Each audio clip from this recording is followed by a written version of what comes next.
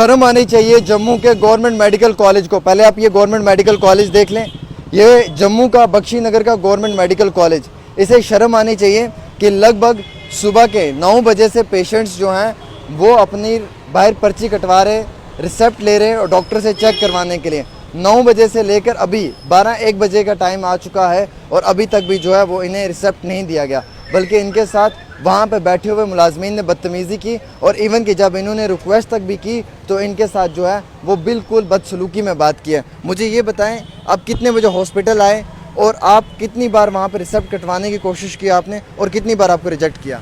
हम सुबह 9 बजे आए थे, हम पर्ची निकालने गए थे तो उन्होंने पहले बोला कि हमें ऑर्डर आया है कि अब पर्ची आपको नहीं मिलेगी। तो हमने कहा ठीक है, अब क्या करना है? उन्होंने कहा ऐप डाउनलोड करना। क्यों नहीं मिलेगी पूछा? कहते हमें ऑर्डर आया है और हमारा सर्वर डाउन है। इतने बड़े हॉस्पिटल में मतलब इतनी इनको है नहीं कि सर्वर डाउन हो रहा है, तो बाकी लोगों को बोल रहे हैं आप ऐप डाउनलोड करो। चलो, जो हमारे पास फ़ोन है हमने डाउनलोड किया। जो बेचारे गरीब थे उनके पास तो फ़ोन भी नहीं, आदों के पास वो ऐप मतलब हमारी हेल्प लेके कर रहे थे। ऐप हमने डाउनलोड किया, कहते आपको टोकन मिलेगा, आप एक लाइन में खड़े हो जाओ। हम टोकन के लिए लाइन में खड़े भी हुए, ऐप भी डाउनलोड किया, पर वो टोकन भी हमें अभी तक नहीं मिला। अभी भी वहाँ हमारा 105 टोकन नंबर है, अभी भी वहाँ 88 ही अटका हुआ है। जो लड़कियाँ हमारे साथ आई थी वो भी अभी तक वहाँ खड़ी है। फिर बाद में हमने देखा वहाँ पर्ची फिर से दे रहे हैं।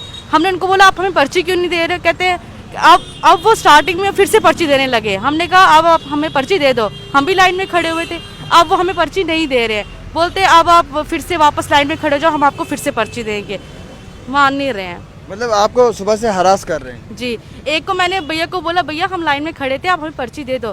कहते हैं नहीं, आप फिर से लाइन में खड़े हो जाओ। मैंने कहा मम्मा को दर्द हो रही है, आप समझ। उन्होंने दी नहीं। फिर वहाँ से एक अंकल आए, उन्होंने कहा जो करना है आप कर लो, जाओ रिपोर्ट कर लो ये वो। फिर हम वापस आ गए। तो मतलब किसी को कोई फ़र्क नहीं अंदर पड़ता कि पेशेंट दर्द में है? कोई फ़र्क नहीं पड़ रहा है उनको।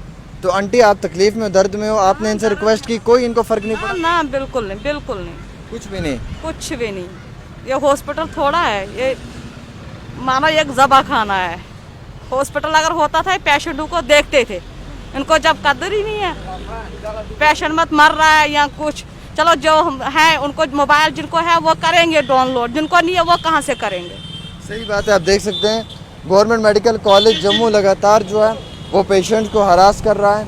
ये लोग सुबह 9 बजे से बाहर ओपीडी के बाहर खड़े हैं, टिकट कटवाने की कोशिश कर रहे हैं, लेकिन तब से लेकर अभी का वक्त आ चुका है, इन्हें बिल्कुल भी जो है वो हॉस्पिटल की जानिब से ना ही टिकट फराहम किया गया।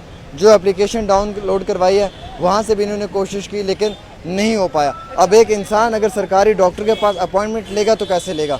अगर सरकारी डॉक्टर के पास चेकअप करवाना है तो कैसे करवाना है? और अगर यही हालात इन पेशेंट्स के साथ रही तो मुझे नहीं लगता है कि जीएमसी जम्मू में कोई आएगा। अब आप क्या प्राइवेट में जा रहे हैं? और क्या करेंगे, प्राइवेट ही जाना पड़ेगा। तभी तो ये करते हैं हम प्राइवेट दिखाएंगे। मतलब गवर्नमेंट मेडिकल कॉलेज जम्मू ने चेकअप नहीं किया तो आपको प्राइवेट में जाना है? जी, अभी भी 88 नंबर ही चल रहा है यहाँ पर। अच्छा, मुझे ये बताएं, अगर ये चेकअप करते तो आपको जाने की ज़रूरत तो नहीं थी?